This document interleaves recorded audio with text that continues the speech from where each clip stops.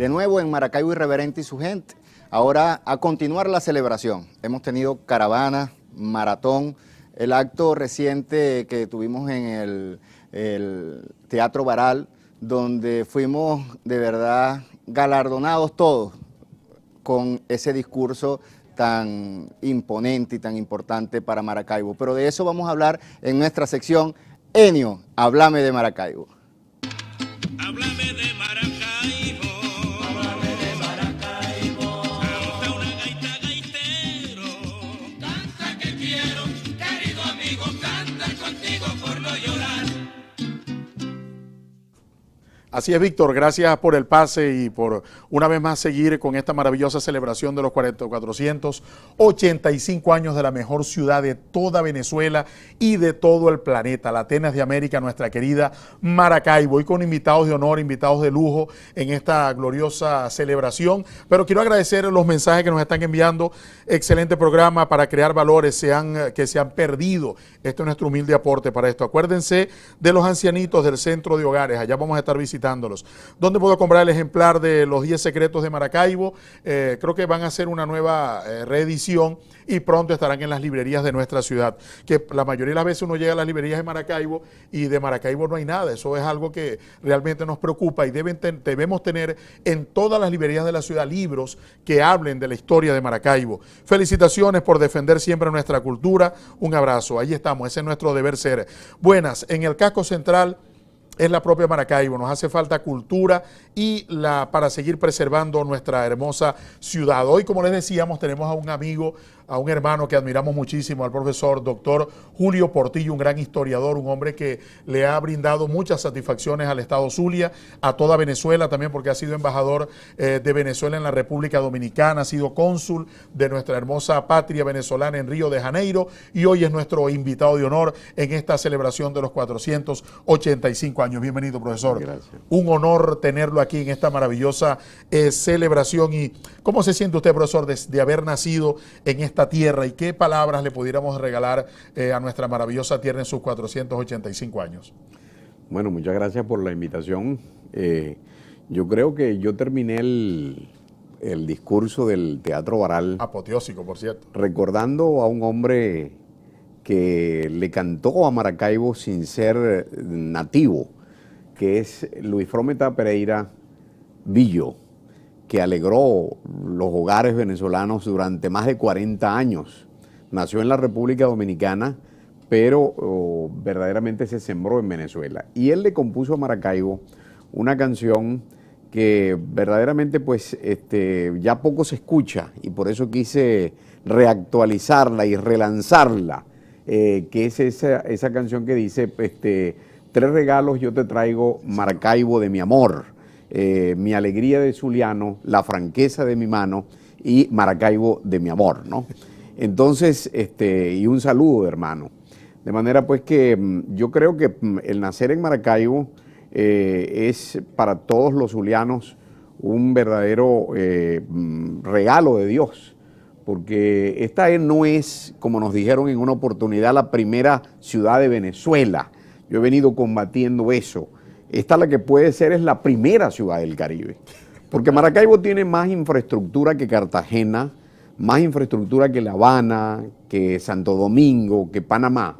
Lo único que nos ha faltado es ser capital de un país, pero si lo fuéramos, tendríamos mejores restaurantes, mejores hoteles, más venida a la ciudad de conjuntos musicales o de artistas de todas partes del mundo. Pero podemos ser realmente esa ciudad grande del Caribe. Tenemos un lago que sale al mar y no solamente eso, sino que tenemos lo más importante, que es la gente. Yo siempre he dicho que los zulianos somos una nación dentro de la nación venezolana, porque hay características propias que distinguen a esta región. Somos los únicos en el país que hablamos de voz.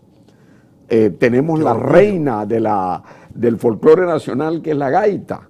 Y por supuesto, tenemos también las primacías, de las que en el siglo XIX fueron orgullo de los nativos, ¿no? En materia de electricidad, en materia de teléfonos, en materia de cine, porque aquí se hizo el primer documental de cine en Venezuela. Y también en los siglos anteriores, tanto en la colonia como en la época de la conquista, como en la de la colonia, tuvimos también primacía, porque fíjate que en la época de la conquista, Alonso de Ojeda, que fue el que descubrió el lago de Maracaibo, se casó con una india, la india Isabel, y aquí nació el mestizaje latinoamericano. No nació en el México de Hernán Cortés, sino que nació precisamente en Maracaibo.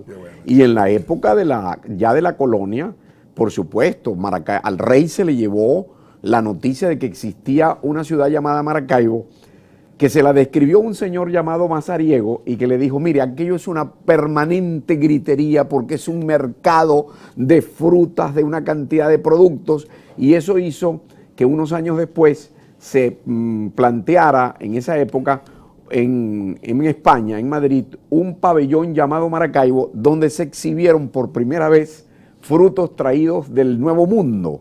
Se exhibió zapote, níspero, mamones, que no se conocían en Europa.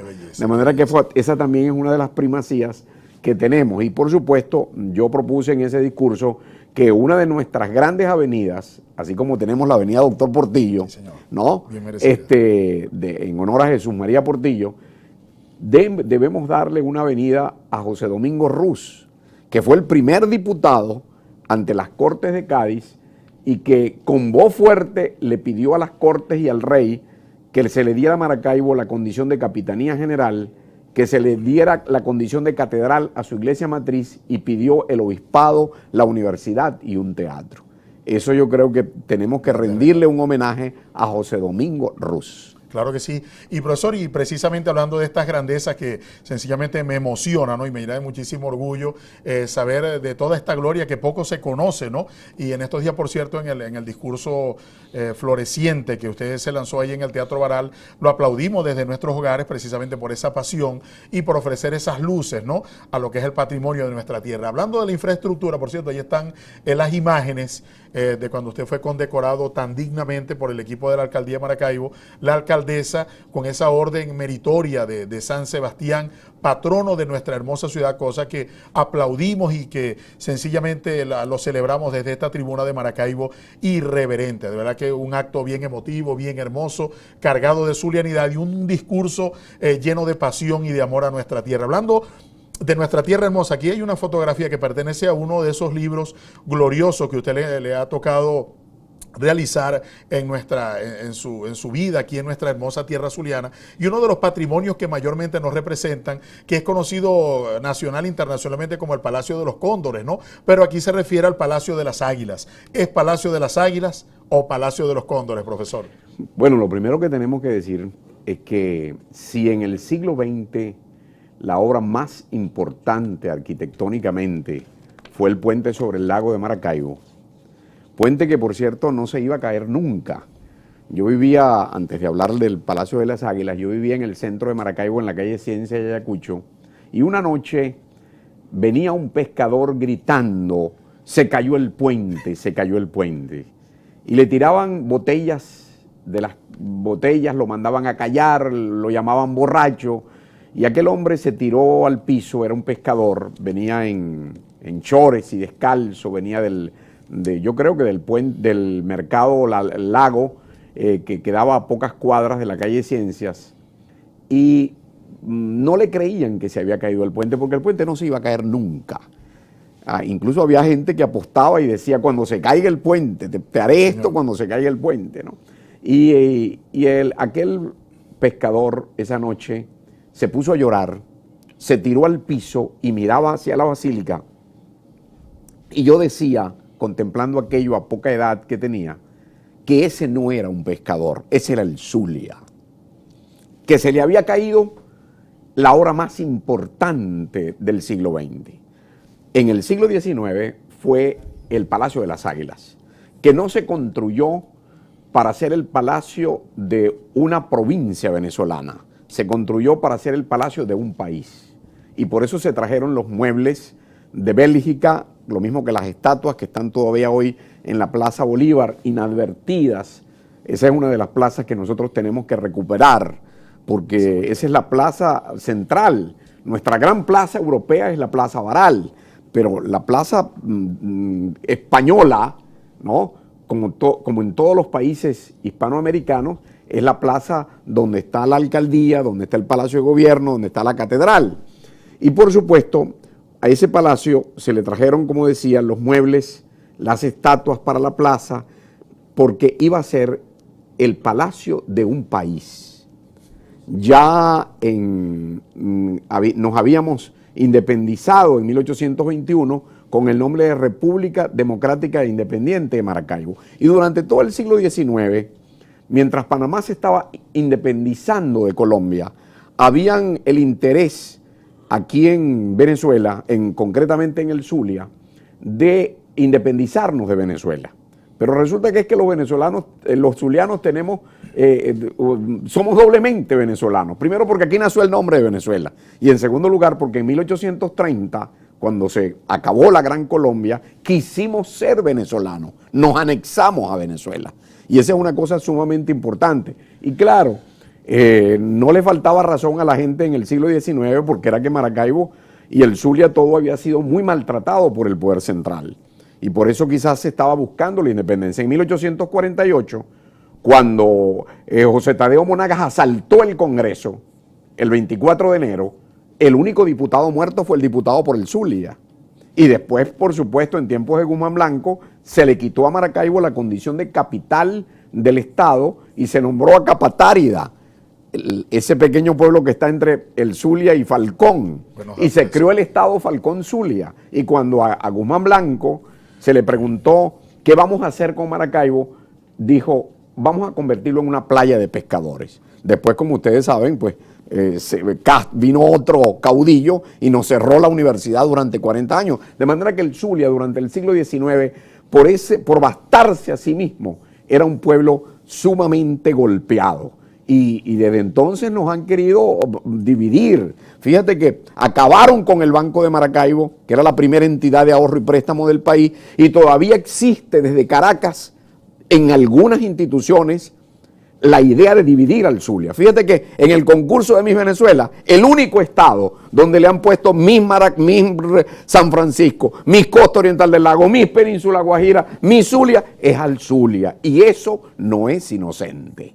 De manera pues que hay que tener cuidado. Nos tenemos nosotros, los zulianos, que mantenernos unidos frente al centralismo y exigir siempre que al Zulia se le dé lo que se le tiene que dar, porque esa fue la condición que pusimos en 1830, que la mayor parte de los recursos que producía este Estado se quedaran aquí. Y por eso, Enio, propuse que las alcaldías de Maracaibo, Cabimas y Lagunilla y San Francisco le exijan al gobierno nacional que los barcos que entren al lago de Maracaibo, sea con mercancías o a llevarse el petróleo, le dejen un impuesto a las alcaldías para que estas instituciones puedan tener más dinero con que apoyar las necesidades de su gente. Magnífica idea. Profesor, vamos a un corte comercial y ya regresamos con más de esta interesante entrevista con Julio Portillo, hablando de la preservación del sentido de nuestra pertenencia. Ya regresamos. Háblame de Maracaibo. Muy bueno.